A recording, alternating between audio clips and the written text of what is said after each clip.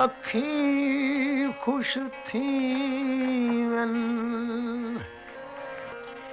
ये अखी लिखन दर्द फिराक वाले वल अखियां नाल पढ़ीदा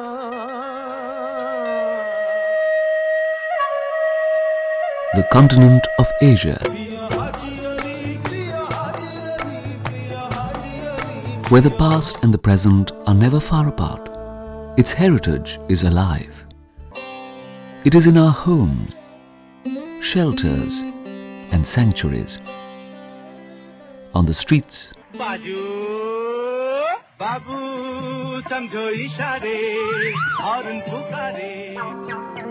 on land,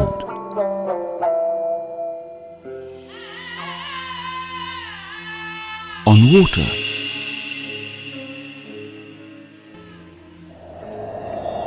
on air,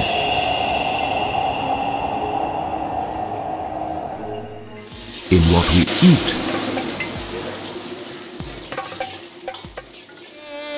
what we wear, and what we don't, the way we think, how we greet, curse, and conspire, the objects of our making and how we use them, the way we organize,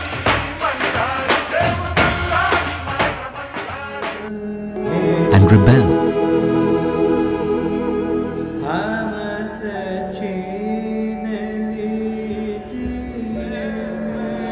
Asia, a heritage not dead or dying, but a living memory, a cradle of the world's parent civilizations. A continent in flux with a rapidly changing landscape. As global replaces local, freedom of choice baffles with the onslaught of consumables and mass media. Plastics continue to envelop and suffocate. Traditional systems are shunned, local needs marginalized, and ancient skills displaced. Is Asia capable of reinventing itself? Fueled by innovation, moving with the times, connecting us with our past, taking us well into the future. Change cuts across hierarchies, dissolving class boundaries.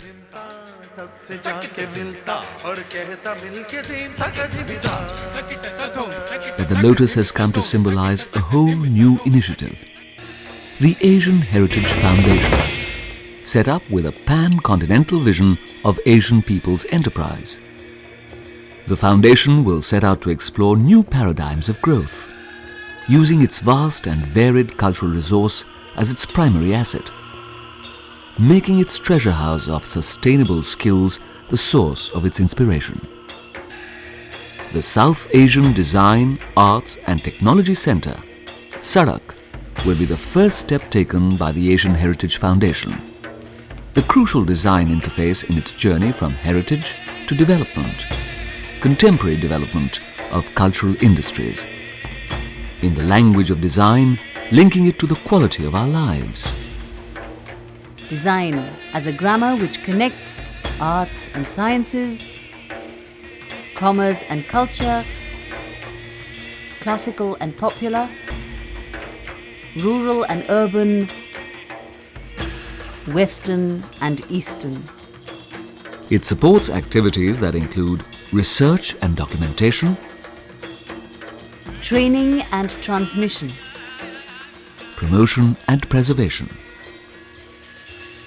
presenting Asian talent, waiting to take on the world. Why a South Asian centre?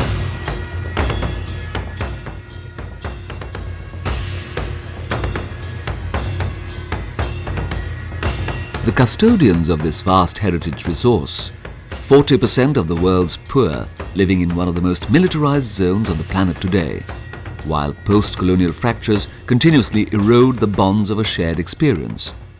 Can we not piece together a broken story? Can civic society not bypass historical mistrust? Through the most direct route, people and the marketplace. Professional meeting professional. People with people.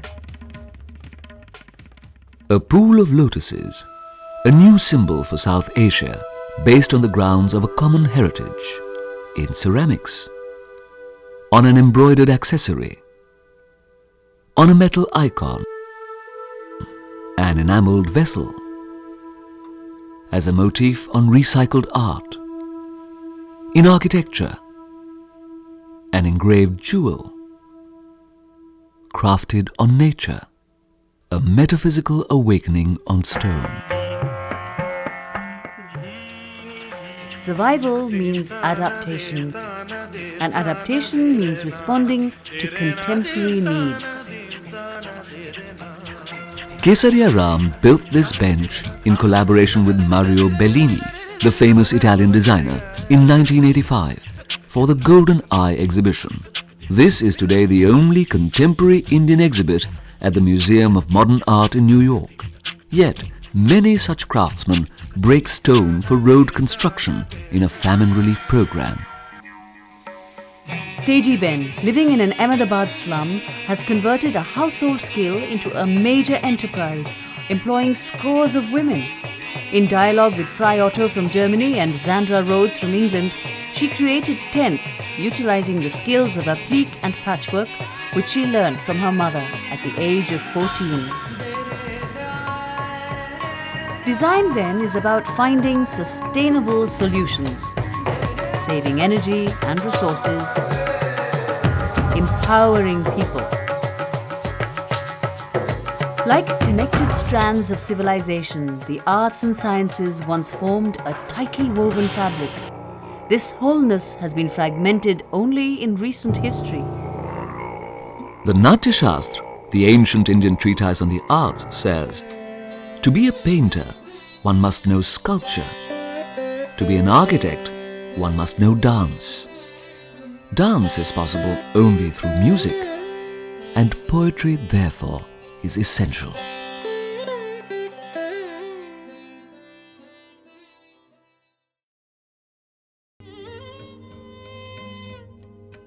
The South Asian Design, Arts and Technology Centre, or SADAK's projects, will radiate across 8 chosen themes, making design-led entrepreneurship its engine. Habitat and ecology, Small and large industry, crafts and cottage industry, visual and performing arts, digital media sciences, oral history and education, the universe within, a space for spiritual exploration, and health and food. Some design projects of SADAK that could be taken up for South Asia are already identified under the themes innovative low-cost toys, designer solutions for recycling plastics, disaster shelter for the subcontinent's long coastline, new designs for railway coaches with subcontinental attitudes, re-densification strategies for urban areas and a mapping project, regenerating craft skills by bringing together regional art forms. Can, for example, the weavers of West Bengal and Bangladesh come together to develop better loom technologies for their threatened craft? Can the potters of Sindh in Pakistan help revive the art of ceramics in Rajasthan, India, just across the border, where it has been lost? Workshops with miniature metal casters of Bhaktapur in Nepal and those in South India, where the skill has disappeared, could help revive lost traditions. A public art project using the disappearing skills of film hoarding painters and graffiti artists. New blooms on a dreary cityscape. Thirdly, DERA, or Design Initiative for Rural Applications, will work with the studio and the institute for inputs and collaborations that reach out to the subcontinent's vast hinterlands. The nature of the projects to be undertaken by DERA would be, for instance, a project to link rural potters with new safe devices for drinking water and for preservation, or devices to promote personal hygiene for women. The results from the projects of these three core activities will feed the National Museum of Design and Architecture. The first of its kind for South Asia, the museum will contain, amongst others, a core collection of original prototypes from the Golden Eye exhibition held in the USA in 1985. The renowned international designers Mary McFadden, Fry Otto, Ettore Sotsas, Jack Larson, Milton Glaser, Ivan Chermayev, Barnett Rudowski, Hans Hollein, Charles Moore Hugh Casson. worked with Indian craftspeople. Over 300 objects were created, which today form an invaluable reference for future collaborations. All this must be a public resource, so the museum database is designed for free access, including Shilp Sagar, the first directory of Asian craft skills, artisan materials and usages. For instance, an architect looking for stone carvers for a table enters through usage. Enter material, marble, granite, skills, inlaid or painted. Or a potter looking for new firing techniques. Here you can be a part of a live network with similar databases worldwide. In one section we find the building center and commercial showrooms catering to the booming building and contract trade, showcasing the work and skills of traditional builders, linking crafts with architecture, undertaking conservation projects, with restoration laboratories serving the public and the governments. Several organizations have an interest in being part of the neighborhood and would be leased space within the complex, creating synergy in a dynamic working neighborhood. So in one section we find national emporia of the SADAK member countries, showcasing their unique national produce. Courtyard theatre and photo studios and exhibition galleries, rubbing shoulders with media studios.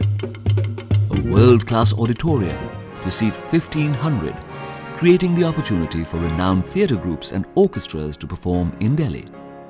The Centre for the Visual Image will house a multiplex, showing films unable to get a commercial release, hosting film festivals both regional and worldwide, a film archive like the Cinémathèque of France, and a museum. TV and animation studios, tribal painters doing animation, A digital entertainment zone, a virtual reality gallery, holographic exhibition, a one-stop shop for governments, NGOs, development agencies looking for design solutions, positioning their products and services with the help of design for an international market.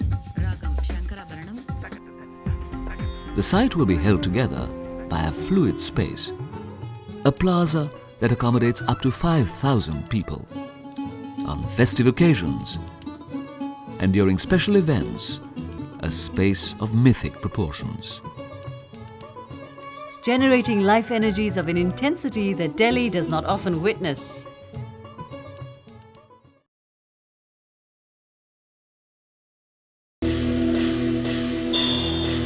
Capital of the largest country in the region, located in the centre, Delhi lives up to its role as a city on the crossroads of culture and trade. It is home to thousands of skilled people. A city needs its landmarks, vibrant public spaces. An independent subcontinent has produced so few for its capital. SADAK hopes to be such a place in New Delhi. The complex would spread against 12.5 acres in a vibrant part of Delhi, in the midst of a new development initiative by the Delhi Development Authority. Kalakunj, a heritage park. Located at Sultangari, South Delhi. A 13th century tomb, a living monument in the Sufi tradition, used even today by the local population, a shrine for people of all faiths. All around a unique opportunity for development. 60 acres of disused quarry surrounding a heritage site. The Asian Heritage Foundation proposes here a gentle intervention, the creation of a synergetic neighborhood. Kalakunj is structured as a walk, a pedestrian loop that animates the edges, becoming a hub for the renewal of the area as well as the larger urban district. The South Asian Design, Arts and Technology Centre would occupy land along the vehicular edge. It would thus become the point of entry, the public face of the development. From here, the walk proceeds to Sultangari tomb. Conservation laws prohibit building within a 100-meter radius from the monument. The SADAK complex itself. Designed as an architectural museum of the 21st century, the architecture will reflect the new directions of cross-cultural exchange and understanding through design. Artisans who unfortunately have been victims of a nation's post-colonial fascination with the awesome power of concrete. The hand today stands marginalized. We are caught between tradition and nostalgia. And that has led to architectural contradictions and contraptions. A revival of the building arts requires a fresh infusion. While some architects from the subcontinent have earned from commissions abroad, is it not possible for us to benefit from the best the rest of the world has to offer? Many international architects are today ready to offer tribute to our artistic tradition by creating spaces that can showcase the unique quality of Indian skills. A new urban destination for the capital, a contemporary landmark to welcome the new millennium with confidence. Imagine a collaboration amongst the world's best in New Delhi. Imagine entering a stone courtyard by Mario Bellini. Looking out on the ceramic facade of an Ettore Sottsa's building. Walking through an austere expanse of a sheer brick structure by Tadao Ando that melts into the landscape. Moving into a tensile tented hall of applique, hand-painted or in enameled glass by Fry Otto.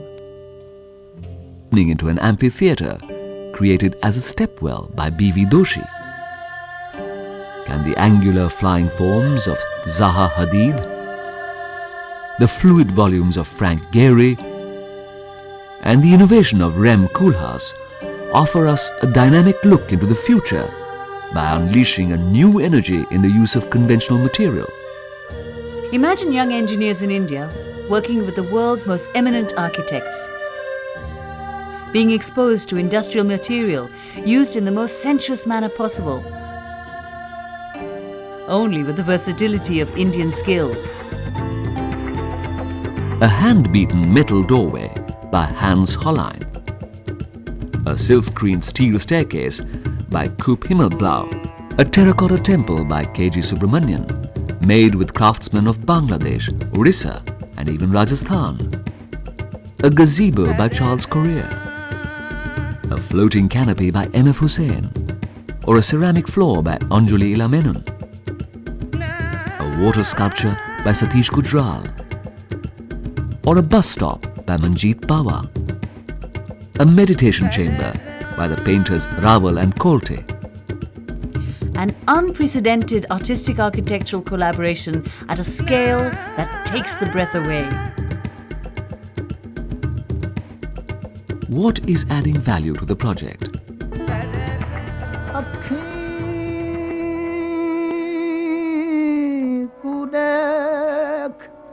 अखी खुश थी इन अखियां नाल दिखींदा इन अखियां नाल झिड़ींदे झेड़े वाले अखियां नाल मनीदा ये अखी अखी लिखन दर्द फिराक वाले वल अखियां नाल पढ़ींदा यार फरीद इन अखियां तो कुछ ना थीवे इन अखियां चन्न दिखे